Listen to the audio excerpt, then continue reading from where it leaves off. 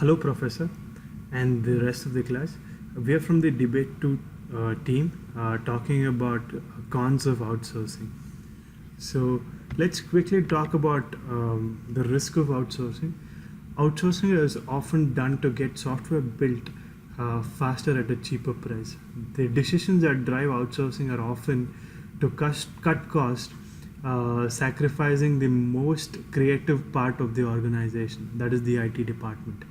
The consequences can range from loss of control to disrupted production and disagreements in some cases.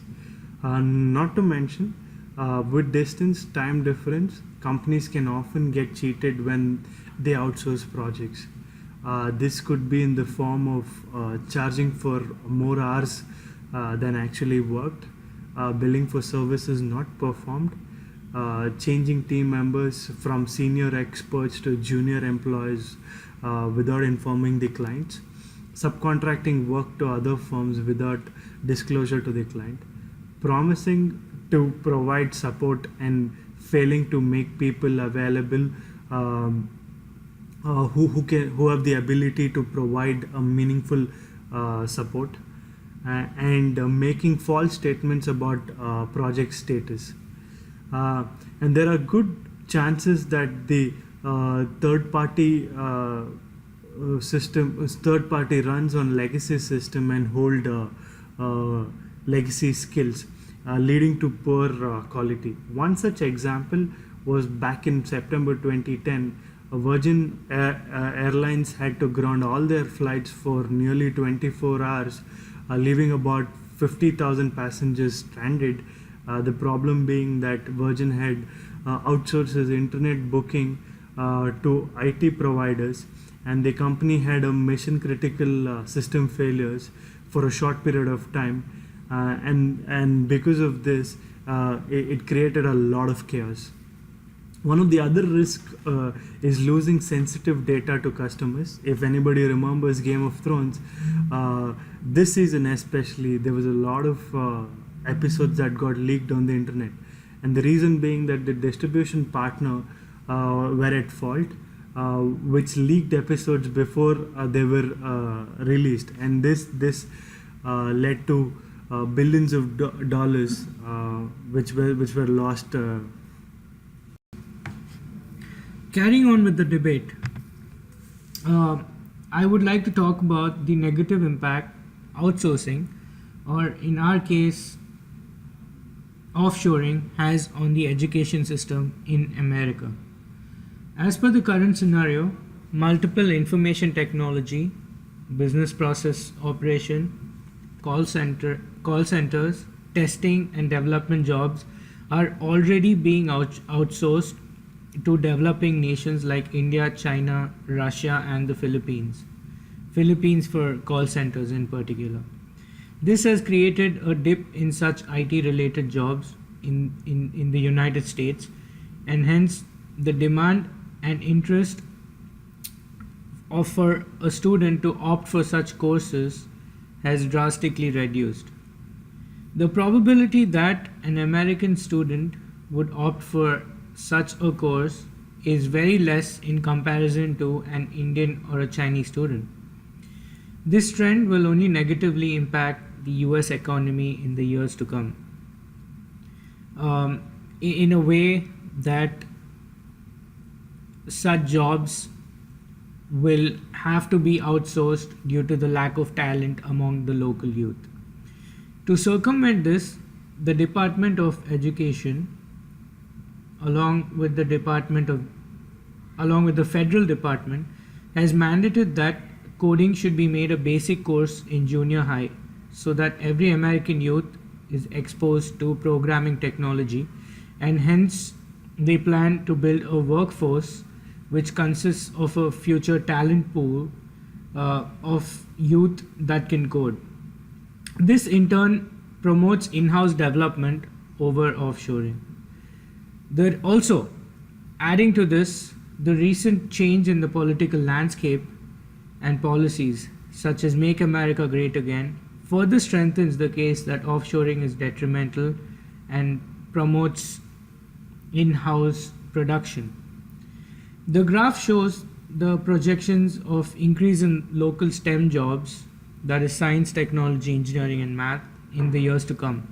This emphasizes the fact that offshoring is going to go down, and in-house and local development by the local talent pool is going to be on the rise in the years to come. Hello everyone, my name is Sandeep. I will talk about the change in the policies by the current government to reduce outsourcing and threats to security and confidentiality because of outsourcing. So why government implemented these policies? So because of outsourcing, it has like adverse effect on the society. As you can see, like in terms of unemployment rate, in terms of economy. So first, let's talk about like unemployment rate. From the graph, you can see there is like fast increase in the re-employment rate in 90s, but like after that, like in the early 20th century, the re-employment rate decreases, like which we can see after 2010 start increasing. And I feel that after like the policies that are implemented by current government like help to increase more. The second thing I'm going to discuss about the effect on the economy. From the graph we can see which is about like earning of displaced workers relative to prior job. So we can see like 20% loss in the earning to displaced workers, because of which they contribute little to economy, as well as their spending power also decrease, which brings burden on unemployment benefits given by government, and which in turns affecting the economy of US.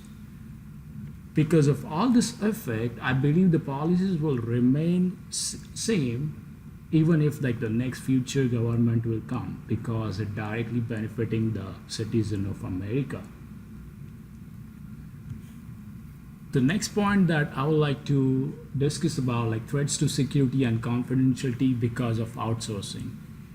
So here I will give an example. So suppose like Bank of America outsourcing their task from India.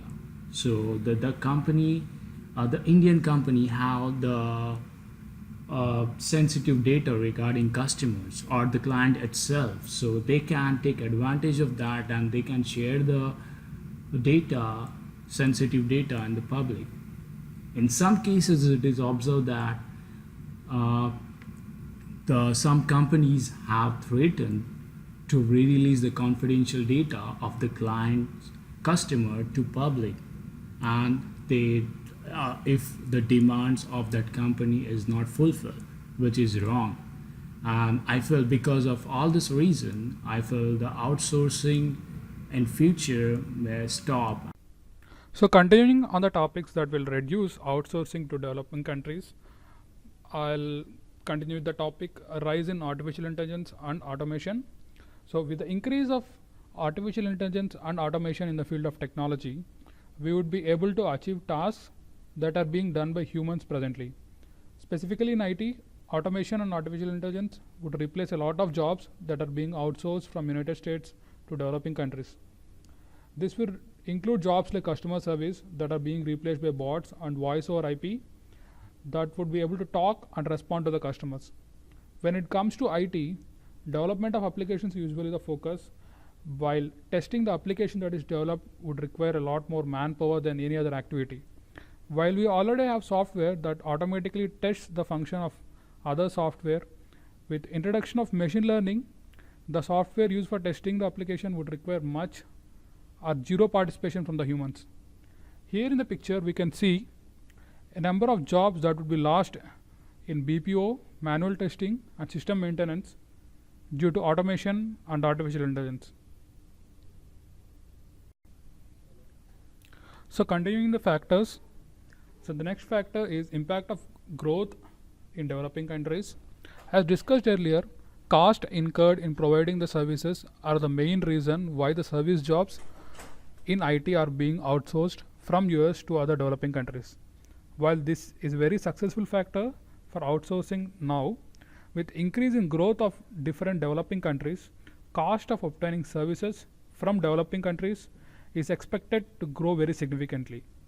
When you compare the growth of developing countries like India and China with other countries, you can see in the graph that the growth of developing countries is significantly higher when compared to the rest of the world, and this would lead to increase in cost of labor in developing countries and thereby leading to failure of the outsourcing system.